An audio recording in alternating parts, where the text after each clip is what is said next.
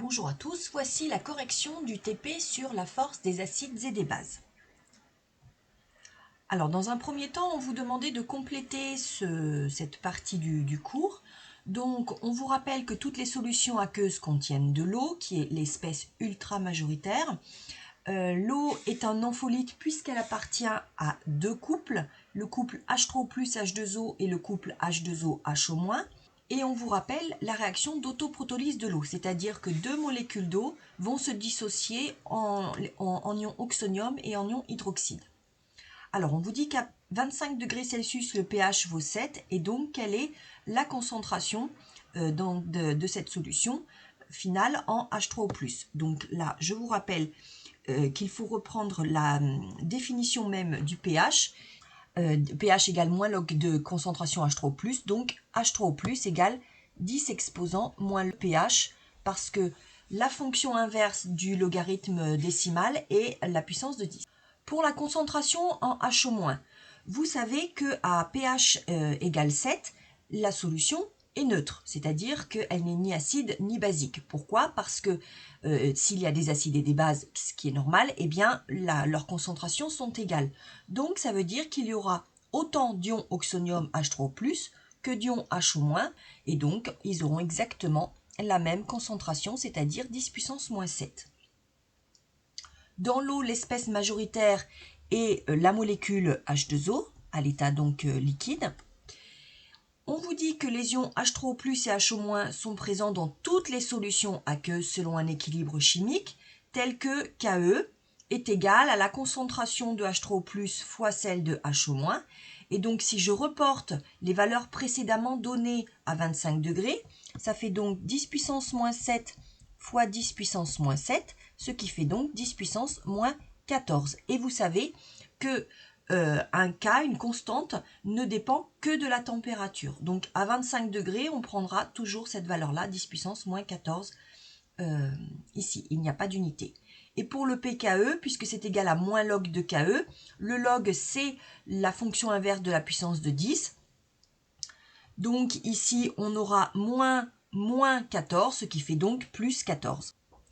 Et donc ça, ce sont des valeurs à connaître par cœur. C'est-à-dire ici, je veux que vous appreniez par cœur que le pKe fait 14 et que le Ke donc fait 10 puissance moins 14 à 25 degrés Celsius.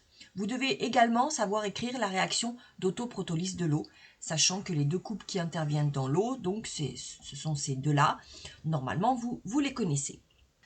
Donc vous avez ce tableau à compléter. Nous disposons de 4 solutions qui sont toutes à la même concentration à 1,2 mol par litre. Donc on prend ces 4 solutions que l'on met dans 4 petits béchers différents et on mesure le pH. Vous savez utiliser une sonde pH métrique. N'oubliez pas que le pH mètre doit être étalonné auparavant, puis ensuite rincé avant de plonger dans les différentes solutions. À chaque fois, on les nettoie. Et voici les pH mesurés. Donc 2 pour l'acide chlorhydrique, 3,4 pour l'acide éthanoïque, 12 pour l'hydroxyde de sodium et 10,8 pour l'ammoniac.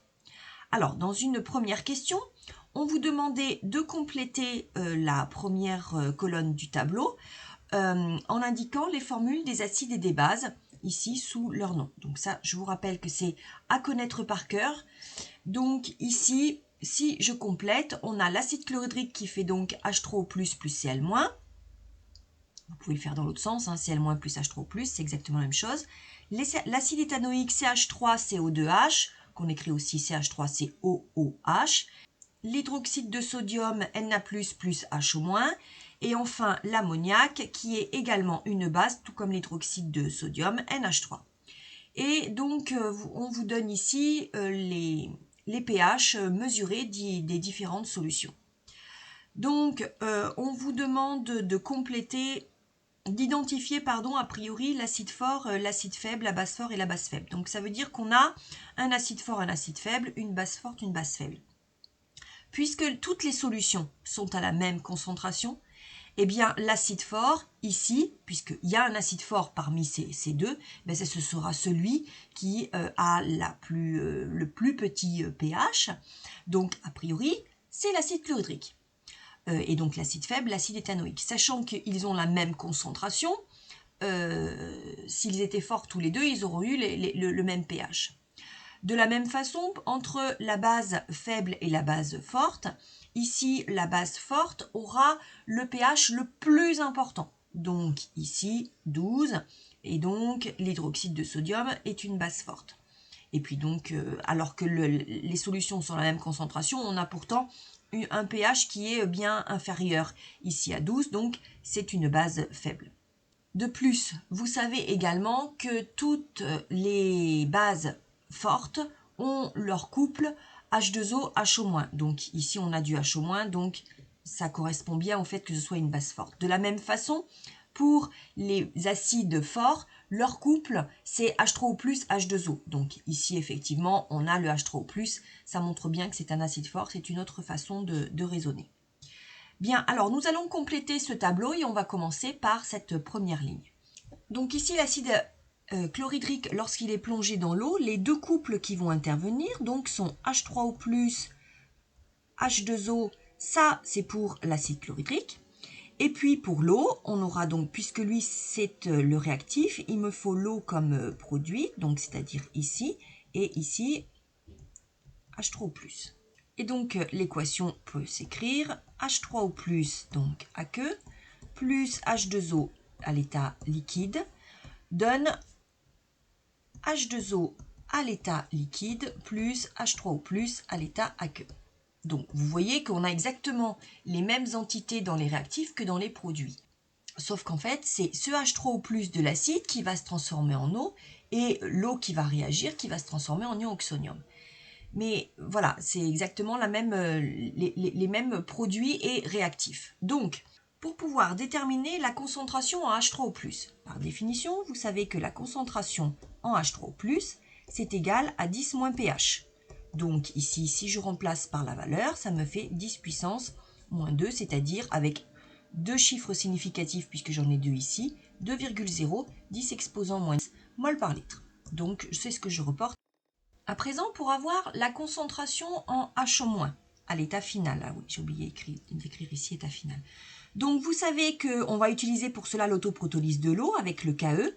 Et donc, puisque le Ke est égal à la concentration en H3O+ à l'état final multiplié par la concentration en HO- à l'état final, alors on en déduit la concentration en HO- à l'état final qui est égale au Ke divisé par concentration en H3O+ à l'état final. Le Ke, on va prendre la valeur donc connue à 10 puissance moins 14, donc c'est-à-dire ici 10 puissance moins 14 sur 10 puissance moins 2, c'est-à-dire avec deux chiffres significatifs, 1,0, 10 puissance moins 12 mol par litre. Et donc je reporte la valeur dans le tableau. Donc à présent, pour calculer le taux, vous savez que le taux c'est XF sur Xmax. XF ici qui est l'avancement final qui n'est dû qu'à une... on ne va pouvoir le relier qu'à une mesure expérimentale qui est ici le pH. Eh bien le pH, vous savez que c'est lié à la concentration finale de H3O+. Donc ici XF ce sera la quantité de matière finale de H3O+. Pour Xmax, c'est l'avancement maximal. Donc c'est lorsque H3O+, le réactif ici, aura été entièrement dissocié. Donc on peut aussi l'écrire comme étant N final donc de H3O+, divisé par la quantité initiale ici de H3O+. Or ça c'est égal à concentration de H3O+ à l'état final multiplié par le volume, puisqu'une quantité de matière, c'est une concentration fois le volume, alors qu'ici, c'est la concentration initiale fois le volume, c'est-à-dire C fois V. Vous voyez que je peux simplifier ces deux expressions par V, ce qui me donne concentration en H3O+ finale, donc c'est-à-dire la valeur que j'avais mesurée ici, divisé par la concentration initiale de la solution, c'est-à-dire la valeur qui est notée ici en haut. Et donc, si on fait ce rapport de 10 puissance moins 2 sur 10 puissance moins 2, eh bien, vous voyez tout de suite que l'on obtient la valeur de 1, c'est-à-dire on a 100%. Ça veut dire que tout l'acide ici s'est dissocié dans l'eau. Cela confirme bien que nous avons un acide fort. Donc j'ai reporté ici les valeurs. On va passer maintenant à l'acide éthanoïque. Donc avec un pH qui fait 3,4 que je vais reporter ici. Déjà, écrivons l'équation qui se produit. On a le couple donc CH3COOH avec sa base conjuguée CH3CO-. Et puisque ça c'est l'acide, eh bien ça va réagir avec l'eau qui est ici une base et donc son acide conjugué sera H3O+. Et donc l'équation devient CH3COOH à l'état aqueux plus H2O à l'état liquide donne la base conjuguée CH3CO- de l'acide éthanoïque qu'on appelle ion éthanoate plus H3O+, ces deux espèces étant des ions, elles sont aqueuses. Je vais pouvoir utiliser la relation H3O+, donc à l'état final, ce que je recherche ici, c'est 10 exposant moins pH. Donc ici, ça fait 10 exposant moins 3,4. Vous tapez ça sur votre calculatrice et on obtient ici la valeur de 4,0, 10 exposant moins 4 mol par litre, que je vais reporter donc dans le tableau. Comme tout à l'heure, pour trouver maintenant la concentration en H- à l'état final, eh bien, je vais utiliser le KE qui est égal donc ici concentration en H- c'est KE sur concentration en H3O+. J'utilise le KE donc à 25 degrés, c'est-à-dire 10 puissance moins 14 sur 4,0 10 puissance moins 4, ce que j'ai précédemment calculé, et j'obtiens la valeur de 2,5 10 exposant moins 11 mol par litre. Et donc je reporte à nouveau cette valeur dans le tableau. Enfin, pour le taux d'avancement, qui est égal à XF sur Xmax, d'après l'équation, eh bien le XF donc correspond ici à cette espèce-là, correspond aussi à cette espèce-là tout d'ailleurs, hein, mais comme j'ai une indication de pH et que le pH est lié à la concentration en H3O+, eh bien je vais pouvoir dire que la concentration, XF, pardon, ce sera la concentration en H3O+, à l'état final, multipliée par le volume de la solution. De la même façon, pour Xmax, eh bien c'est lorsque tout cet acide aura été entièrement dissocié, donc c'est lorsque la quantité initiale moins Xmax sera égale à 0, c'est-à-dire que Xmax sera égal à la quantité initiale de CH3COOH. Or, cette quantité initiale de CH3COOH, eh bien, c'est C fois V. Donc, à nouveau, je peux simplifier ces deux expressions et j'obtiens le rapport donc, de la concentration en H3O+ divisé par C, c'est-à-dire ici de 4,0 10 puissance moins 4 sur 1,0 10 puissance moins 2, ce qui fait donc 4,0 10 puissance moins 2, c'est-à-dire encore 4%. Et donc je reporte cette valeur-là. Donc la valeur de taux étant très très inférieure à 100%, eh bien on peut en conclure effectivement que l'acide éthanoïque est un acide faible, ce que nous avions déjà soupçonné tout à l'heure, puisque on avait un pH plus élevé que celui avec l'acide chlorhydrique alors que les concentrations étaient identiques. Donc on passe maintenant avec une base qui est la solution d'hydroxyde de sodium. Donc ici, l'équation que l'on peut avoir lorsque on met cet hydroxyde de sodium dans l'eau, eh bien les couples qui vont intervenir sont les suivants. Donc ici, H- étant une base, elle va réagir, enfin son acide conjugué, pardon, est H2O, ici. Et puis elle va réagir avec de l'eau. Donc l'eau ici est un acide avec sa base conjuguée H-. On obtient H- plus H2O donne H2O plus H-. Ici, aqueux, liquide, liquide, aqueux. Comme tout à l'heure, on a les mêmes espèces en réactif et en produit. Donc, pour calculer la concentration en H3O+, ça c'est toujours la même méthode, c'est-à-dire qu'on va utiliser le pH, c'est-à-dire ici 10 moins pH. Le pH étant de 12, ça fait 10 puissance moins 12. Si je dois l'écrire avec 3 chiffres significatifs, ça fait 1,00 10 puissance moins 12 mol par litre. Oui, mes valeurs précédentes étant toutes à 2 chiffres significatifs, je vais tout mettre à 2 chiffres significatifs pour juste un peu de cohérence par rapport au tableau. Et donc, on obtient ceci. De la même façon, pour trouver la concentration en H-, maintenant vous avez compris, on va utiliser le KE, donc c'est-à-dire KE sur H3O+ à l'état final. Et donc ça fait 10 puissance moins 14 sur 10 puissance moins 12, donc c'est-à-dire moins 14 moins 12, c'est-à-dire encore 10 puissance moins 2. Mais si je le mets avec 2 chiffres significatifs, ça fait 1,0, 10 puissance moins 2 mol par litre. Je reporte cette valeur dans le tableau. Et pour calculer l'avancement final, eh bien, j'écris que c'est donc XF sur Xmax. Ici, XF, n'oubliez pas que c'est lié à une mesure. Donc ici, je vais utiliser la valeur ici finale de H-. Donc divisé ici par Xmax, c'est lorsque tout le H- aura été dissocié. Donc Xmax, ce sera donc la concentration initiale de H-. C'est-à-dire encore ici, NF, donc XF, c'est concentration en H- finale multipliée par le volume. Et la concentration initiale de H- ici, c'est C fois V.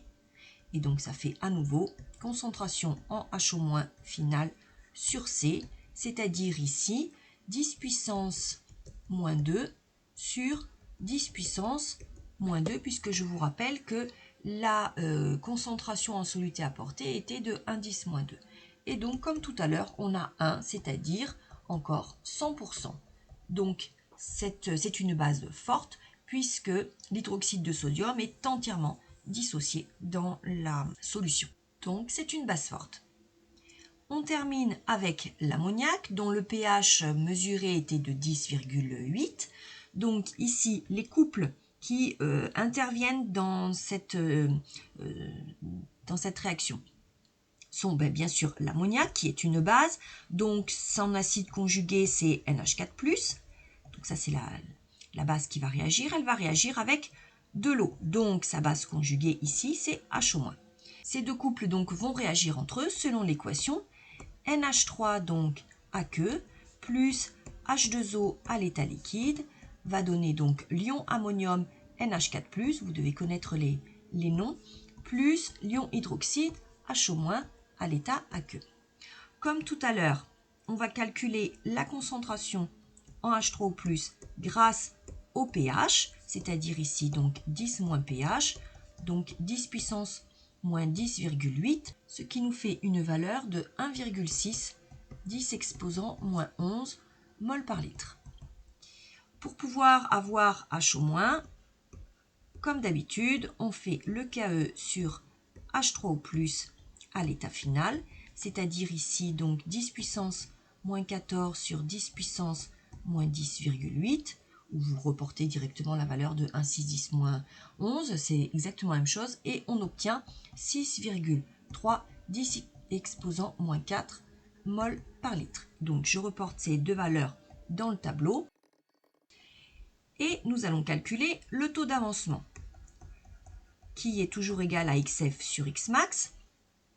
Donc XF va être lié à cette quantité de matière ici, et le Xmax va être lié à cette quantité de matière initiale ici. Donc je peux écrire que c'est la quantité de matière finale donc de H- sur la quantité de matière initiale de NH3. Donc ce qui nous donne ici concentration en H- à l'état final multiplié par le volume de la solution, et ici donc C fois V qui est égal à la quantité de matière initiale de NH3. Et donc on obtient concentration en H-, on avait dit 6,3 10 exposant moins 4 sur 1,0 10 exposant moins 2, ce qui fait donc 6,3 10 exposant moins 2. Et donc ça veut dire 6,3%. Donc là encore, on est très loin du 100%, donc ça veut dire que l'ammoniac est très peu dissocié, et donc c'est une base qui est faible. Alors j'ai reporté ici donc toutes les valeurs que vous deviez obtenir, et on va continuer avec ce tableau d'avancement qui traite la réaction d'un acide quelconque, c'est pour cela que l'on l'appelle AH dans l'eau, avec une concentration en soluté apportée initiale qui fait C. Donc la quantité de matière N initiale de AH, je vais l'appeler N indice I, c'est égal à C fois V. À l'état final, eh bien, on aura Ni moins XF, c'est-à-dire encore CV moins XF. Là, l'eau est toujours en excès, et ici, on aura les quantités de matière XF, XF. Donc, on vous demande d'exprimer puis de calculer le taux d'avancement en fonction du pH.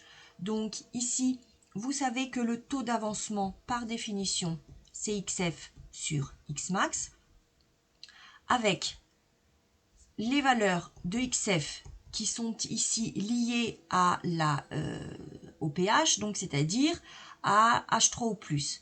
Donc c'est-à-dire c'est la quantité finale de H3O+. On peut aussi l'exprimer par la concentration finale de H3O+, multipliée par le volume. Pour Xmax, eh bien, c'est lorsque cette expression-là, CV moins Xmax, sera nulle, et donc on aura Xmax qui est égal à C fois V. Donc si je reporte sur le taux, on a bien un taux qui sera égal à la concentration en H3O+, fois le volume sur C fois le volume, ce qui revient à écrire concentration en, attention c'est final ici, en H3O+, à l'état final sur C. Or, la concentration H3O+ à l'état final, eh bien, c'est 10 moins pH. Donc, ça sera 10 moins pH sur C. Voici ce que l'on attendait de vous pour cette première question.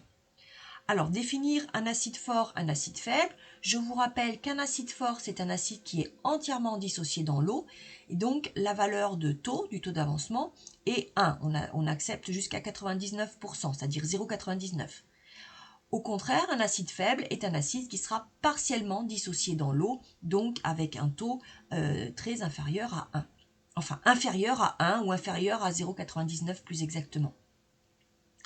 En déduire l'expression du pH en fonction de C pour un acide fort, eh bien, puisque pour un acide fort, on aura la valeur de taux qui sera égale à 1, eh bien, ça veut tout simplement dire que 10 puissance moins pH divisé par C est égal à 1. Ça veut encore dire que on aura 10 puissance moins pH qui est égal à C. Si je prends le log de ces deux expressions, eh bien, j'obtiens moins pH est égal à log de C, ou encore pH qui est égal à moins log de C. Voici ce que nous cherchions. Et enfin, pour un acide faible, eh bien là, on aura au contraire une valeur de taux qui sera inférieure à 1. Et du coup, si je reprends cette expression-là, eh bien, on aura 10 puissance moins pH qui sera inférieur à C, c'est-à-dire que le pH, lui, sera supérieur à moins log de C. Donc voici ce qu'il faut retenir. Et effectivement, avec l'acide méthanoïque, nous avions un pH de 3,4 qui était donc supérieur à 10 puissance, à moins log de 1,010 puissance moins 2, ce qui faisait une valeur de 2. Alors on va faire maintenant la même chose avec une base. La base ici, on vous l'a notée B. Donc ce sont les couples BH+, B et H2O, H- qui interviennent. Là encore, c'est la quantité initiale. Donc ici, à l'état final, on aura Ni moins XF, puisque tous les coefficients sont égaux à 1, c'est-à-dire encore CV moins XF. L'eau est en large excès, puisque ce sont des solutions aqueuses. Et ici, XF, XF. Alors, à nouveau, on vous demande d'exprimer le taux d'avancement. Donc ici, le taux d'avancement, vous savez que c'est XF sur Xmax. Alors, pour XF, eh bien, XF, c'est lié à la quantité finale de H-. enfin c'est lié, c'est égal, pardon, à la quantité finale de H-. Or, on veut le relier au pH. Donc vous savez aussi que c'est la concentration de H- à l'état final multipliée par V. Or, pour trouver la concentration de H-, on a utilisé le Ke. Donc c'est Ke sur concentration de H3O+ à l'état final multiplié par V. Pour avoir le Xmax, eh bien, c'est lorsque cette quantité finale est nulle, donc on aura CV moins Xmax égale 0, donc ça veut dire que Xmax est égal à C fois V. Donc si je reporte dans l'expression, ça va me donner donc Ke sur concentration en H3O+ à l'état final, multiplié par le volume et divisé par C fois V. Si je simplifie ces deux expressions, bien déjà les V ici se simplifient, et on va avoir Ke divisé par concentration en H3O+ à l'état final, multiplié par C. Passons au pH et pKe. Donc ici, le Ke, c'est 10 puissance moins pKe.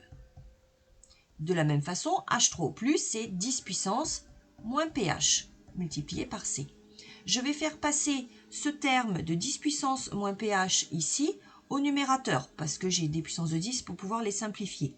Et donc, cela devient 10 exposant, ça va devenir plus pH, donc pH moins pKe, divisé par C. Donc voici l'expression que l'on obtient pour le taux d'avancement pour une base avec l'eau. Alors, définir une base forte, une base faible, comme tout à l'heure. Une base forte sera une base entièrement dissociée dans l'eau avec un taux d'avancement qui sera supérieur ou égal à 0,99, c'est-à-dire 99%. Et pour une base faible, au contraire, eh bien, on aura une base partiellement dissociée dans l'eau avec une valeur de taux inférieure à 0,99. Et donc, pour une base forte, on va dire que le taux donc est à peu près égal à 1, c'est-à-dire que on aura 10 puissance de pH moins pKe qui sera égal à C.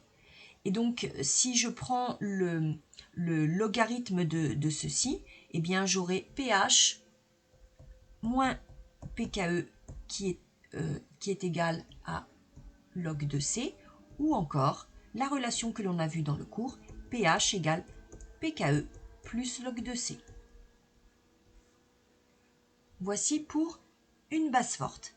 Et au contraire, pour une base faible, puisque là, on aura un taux qui sera inférieur à 1, cela implique que 10 puissance pH moins pKe sera inférieur à C.